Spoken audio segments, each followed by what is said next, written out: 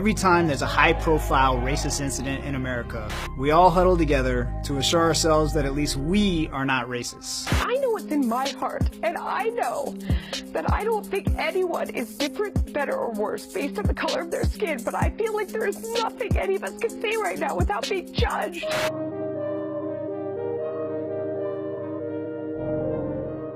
Practically speaking, we can never agree to identify people as racist unless we're discussing a Klan member or neo-Nazi.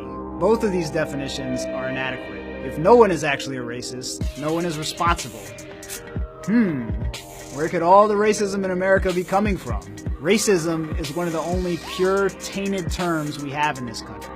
This makes even people whose views are clearly racist indignantly proclaim that they're not racist simply because they can't envision themselves as bad people. This is ridiculous. We should have an operating definition of racism that's practical. The requirement that nobody be branded a racist unless we're able to magically peer inside their heart and find a tiny, stomping, white-hooded little devil is absurd. Look around.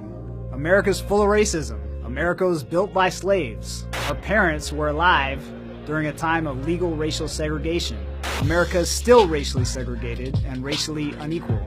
That does not happen by accident. If we can easily spot the racism, we can just as easily spot the racists. The racial wealth gap is the most useful statistic with regards to race in America. It does not require any heart peering, and the math is shameful. The median white household has about 13 times more wealth than the median black household. 13 times more. That's what happens when you enslave a group of people, profit off their labor for hundreds of years, legally disenfranchise and oppress them for another century or so, and fail to do anything meaningful to rectify the outcome of all that. This is the bill for America's history of racism.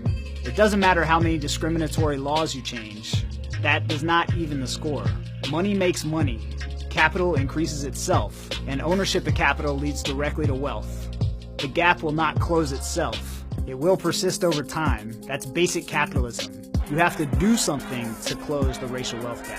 And closing the gap is a moral imperative. It's the most meaningful, straightforward way to measure our racial progress. Its persistence is a national disgrace. It's a debt that we have failed to pay. Fortunately, the remedy to this problem is straightforward. All we have to do is have the government use tax policies to push wealth toward poor people, something it should be doing anyhow. Race and poverty are so closely intertwined in America that any meaningful, effective economic policy that reduces poverty and inequality will also help to close the racial wealth gap. Our government, since the Reagan era, has used tax and economic policies to increase inequality, pushing wealth towards the rich. There is absolutely no reason it can't do the opposite.